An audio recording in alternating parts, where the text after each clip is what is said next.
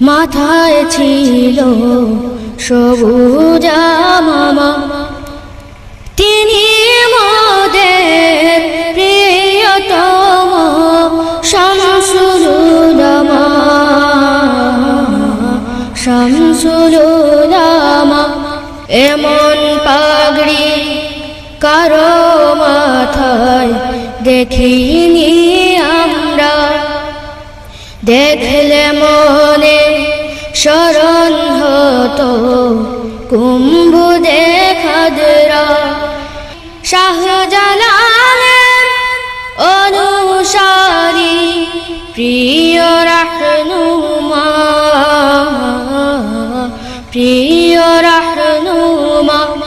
তিনি ছিলেন ন্যায়ের পথে আপোষহীন এক বীর, রক্ত দিয়ে প্রচার করেন আদর্শ নবী।